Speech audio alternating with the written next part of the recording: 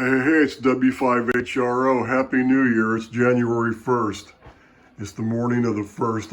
I did get on the air last night. I did get the transmitter going again. And let me get the flashlight here. It'll make it easier to see this stuff. It's dark in here. I don't have enough light, I know. I'm still working on getting the shack finished. I just need a little more light in that corner over there. But see, there's the new Keep Alive Supply plate transformer. Basically, it's just a power transformer, plate transformer. It's 300 mils. And you see the big choke beside it. I just used that resistor that was already in there just for a load, for a partial load for the supply. And down there's the filter board where the regulator board was. The big 100 mic caps are on the back side of it. And I even fused it. I put two of those miniature fuse holders in there. And I have two 250 volt, 250 milliamp fuses in there in series, and they haven't blown yet. I thought, well, maybe 250 might be too light. I thought I'd just put threes in it, but maybe it'll be fine. Or maybe like 275 mil fuses. They may not make those. I'm not sure though. But I do have it all fused. But then I've got this big soft. Where is it here? There it is. The big green monster soft limit resistor. That's a 200 watt resistor, 1.2K. So when the negative peak goes down, if the voltage right here at the plate of the tube at the bottom of the plate choke is like 315 volts.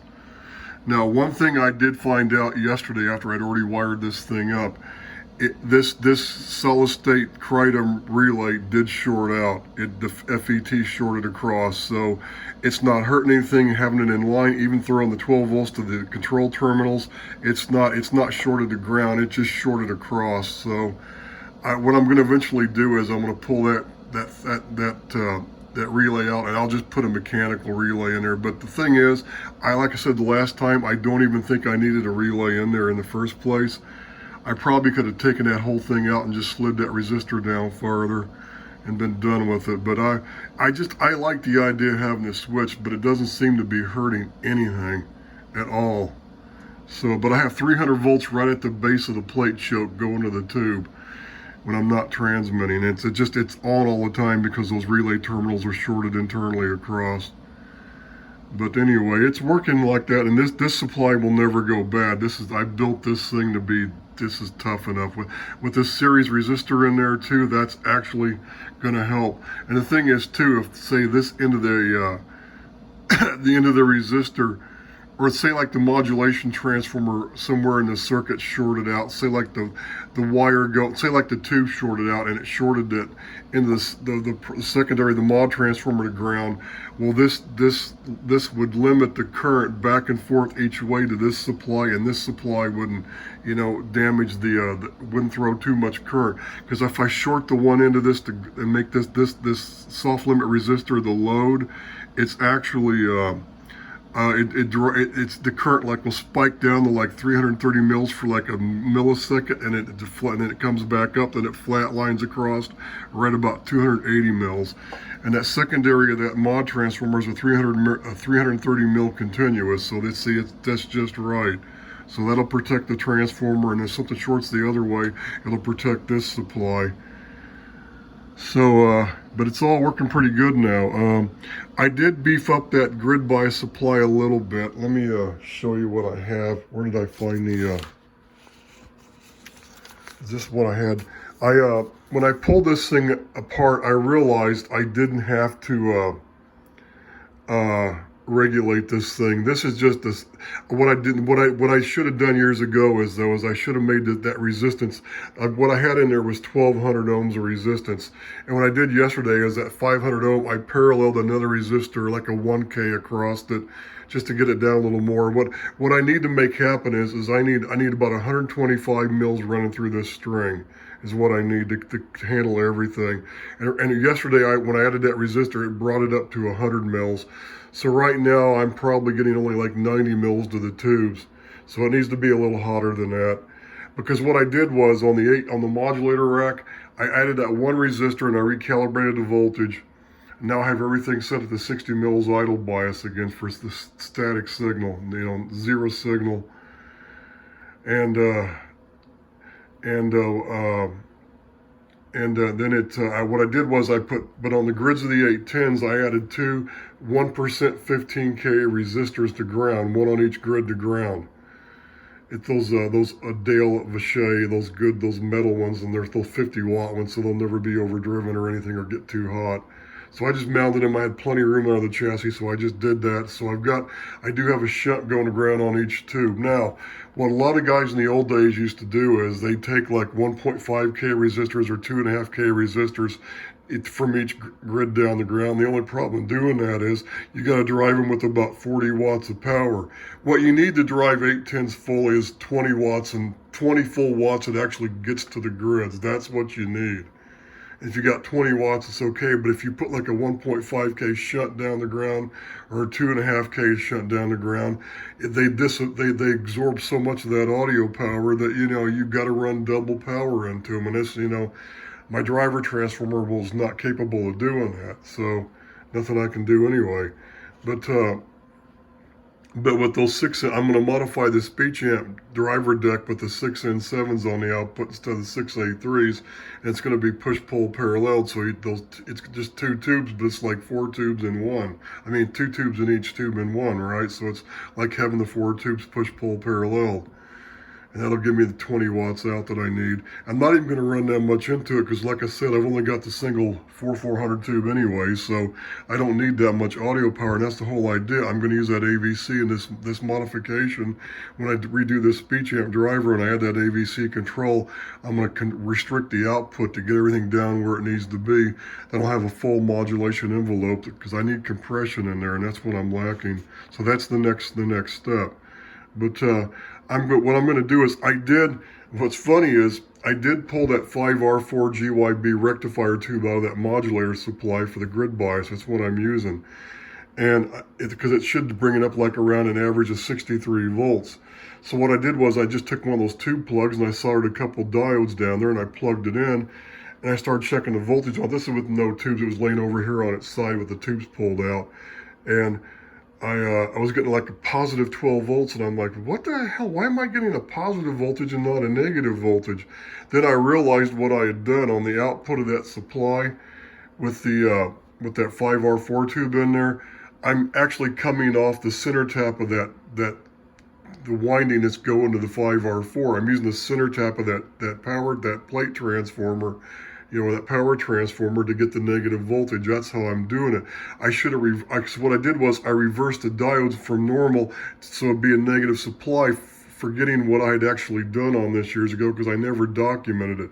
So that's why I thought I started getting a small positive voltage. I'm like, wait a minute. So I put the tube back in. Everything came back to normal. I went to digging around on the wiring underneath it, and I realized, I'm coming off the center tap of that transformer. So that's how I'm getting the negative voltage. So if I would have just left the diodes in normal configuration like you do for a positive supply, and I'm still using that center tap of that transformer, it would have worked right, and I didn't realize it. So if I feel like it one of these days, that's how I can get the power way up on this instantly. I can just, take that tube out and put in those diodes in its place, and then I automatically get about 60 more volts of voltage, which will automatically bring this thing up to like about 130 some mils through that string.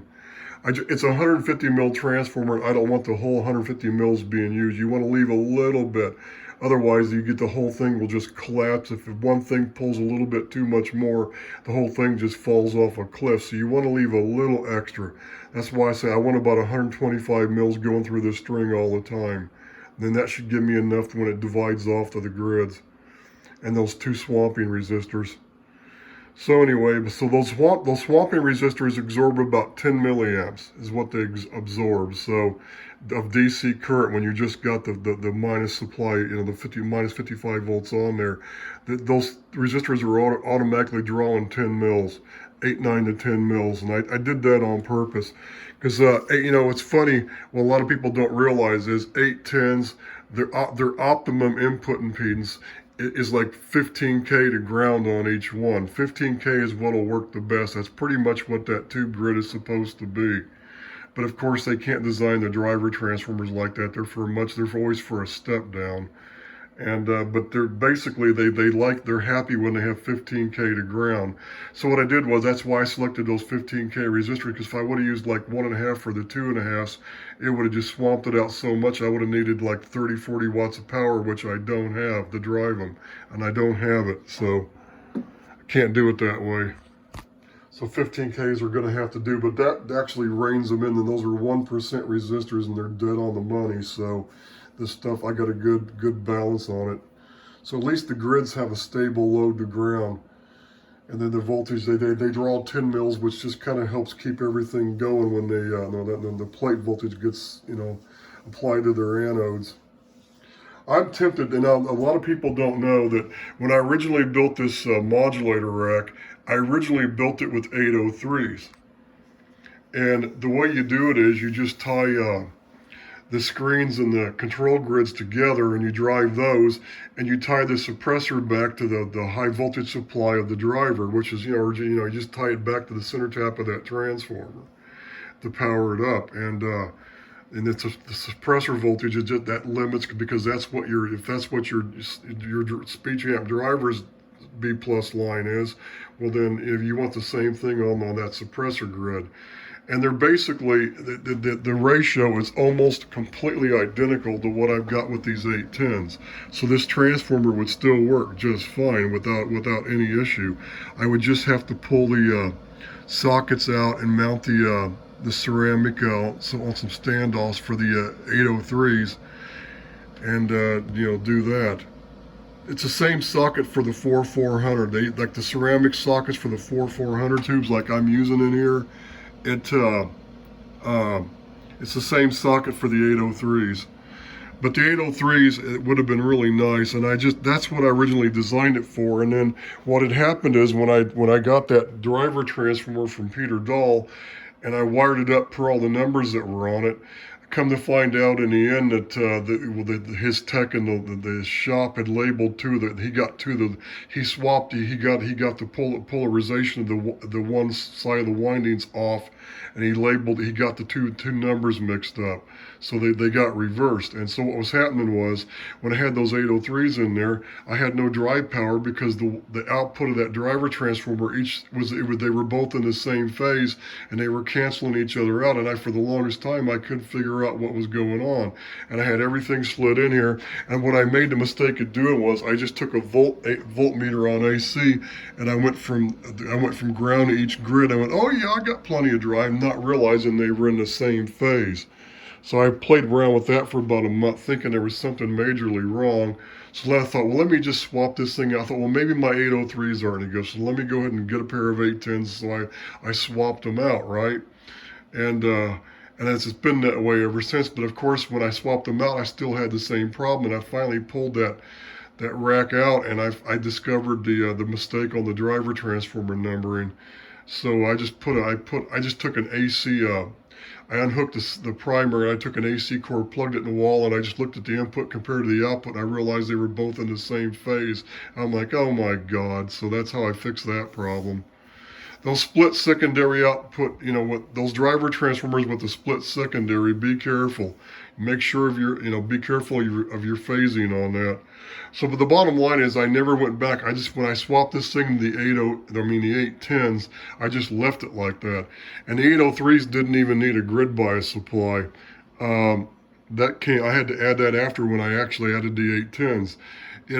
They ran on 0 grid bias, the way I was using them. So, and if I would have known that transformer was just in the wrong phase on that one winding, they would have worked right off the bat, and I never would have gone to 810s. So I'm tempted. I've still got all those 803s. I have several pair of them, and I'm tempted whether I want to go in here someday and just put the 803s back in, because that would solve all the drive issues and everything else. So, but boy, those 810s are pretty, aren't they? If you price those things are, man, I need to get a spare set of these things.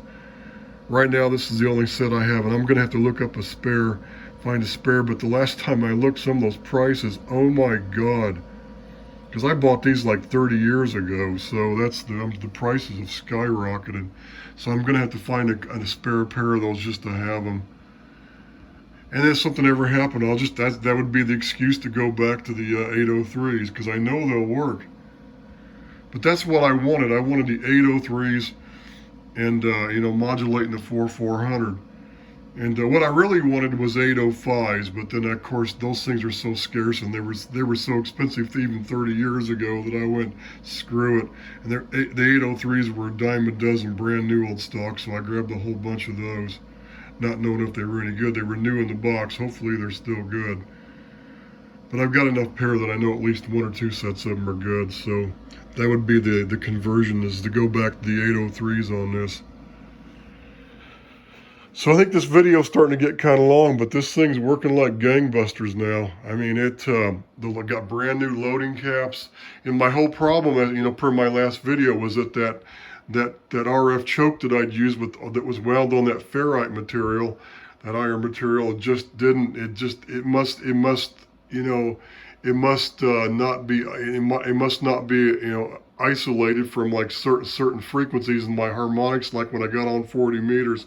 That's what finally took it out. So that I'm glad that happened though, because I finally realized what the problem was. I was having an antenna loading problem because of that stupid choke at the base of my antenna that was burning up, and without me knowing it. So anyway, what I did was I went out there and I had some 2 watt 2.4 meg resistors, and I seriesed them up. I did 2 sets of them. I did 2 in series with 2 in series, and I put one set on the input of my coax output to the tuner, and I stuck the other one from the output of the where it goes the vertical down the ground. So I have actually I have it pulled down where I have a slow coronal discharge on it again, and that actually stabilized it too, because I was getting some erratic tuning before I did that.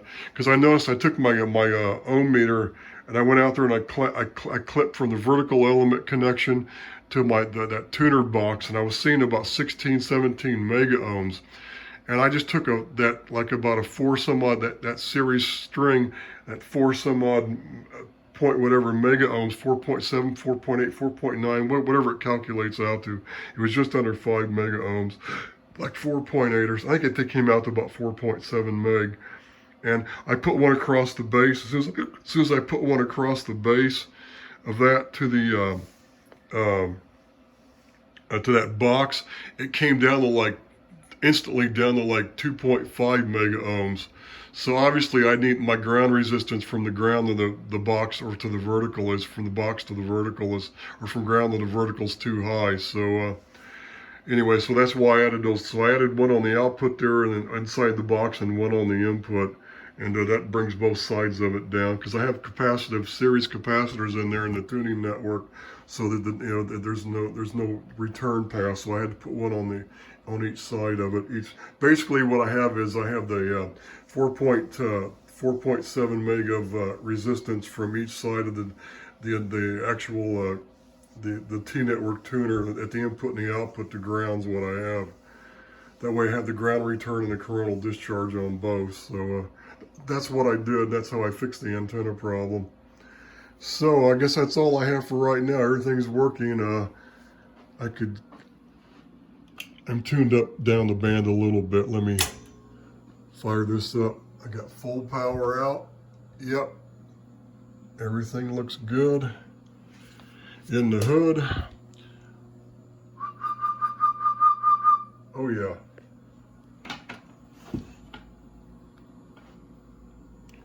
Yay, yay, yay, yay, yay, yay, yay.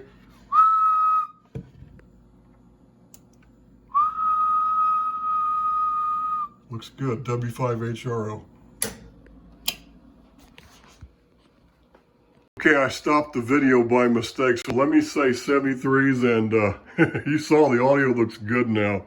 What I have is, like I said, it doesn't seem like it hurts anything. I really don't need that relay in there anyway for that keep-alive supply, but I clipped it right there at the base of the plate choke, and I had my voltmeter, and I had it up here, and it was 315 volts all the time on that tube. So it's dividing off the screen too, so it's fine, because that's the way I'm feeding the now I have the high voltage from the from the cold end of the modulation transformer up to the screen. So they're just the screen's in parallel with the plate connections. It's just a separate line, and where it's being fed from the cold end of the modulation transformer secondary. So that's where it is. So that's how I'm doing it now. So it works pretty good. So like I said, the next thing I got to do is I'm gonna redo that to design change to the speech amp driver, and I do have the new current meter. I can't wait to get that ugly one off of there, that old yellow one I just never installed this. And now that I've gone back to work, I started my job here this last Monday, so I'm back on the employment trail again, at least for 4 or 5 years at least. Hopefully it'll last that long, then because I want to buy some more toys, and I just don't want to spend money that I have saved for retirement. I want to wait about 4 or 5 more years before I start touching any of it. So that's kind of why I went back to work, and I want a few more toys. So oh, by the way, what I want one of those Kenwood TS590SGs and one of those Ameritron amps, and I'll put the Ameritron amp up here and probably get a watt meter beside it that matches, it fills the top of this up, and then I'll just have the radio down there, because I want one modern solid state transceiver just to have it, you know, for quick band changing and tuning around, and mainly for SSB use. But this is AM here, and but it only works on 2 of the bands right now. I've only got it working on 40 and 80 right now again at the moment. So I eventually got to put a vacuum variable cap in there. And when I do that, then I can get this thing to work all the way up to 17 like it's supposed to. Then I'll finish that part of it. So, I meant to tell you, the video is getting really long, isn't it? I put the other light in here with that diode board, and it was a lot dimmer, but it only lasted like a half a day, and it burned out. And you know what I came to the conclusion of? It's those lights that I'm buying on Amazon are cheap Chinese crap, and they're not really what they say they are. They're supposed to be 130 volt, you know, lamps, AC or DC lamps. And well, they're probably more like 40 or 50 volt automotive lamps. Is there some other kind of lamps of some kind, you know, where it goes to something that gets doubled or something? I don't think those are 130 volt lamps. So what I'm going to do is, there's one of those places that sells the little LEDs in the bayonet shell. The bayonet's that same old size lamp, just the LEDs. They make plenty of those in the 120 volts AC. So I'm just going to buy one of those and put one of those in there. And with that diode board dropping it down to 10, 11 volts, it should be fine. So that's all I have for now. I just want to tell everybody know I'm back on the air, and it's all going again. 73s. This is W5HRO. Happy New Year, 2022.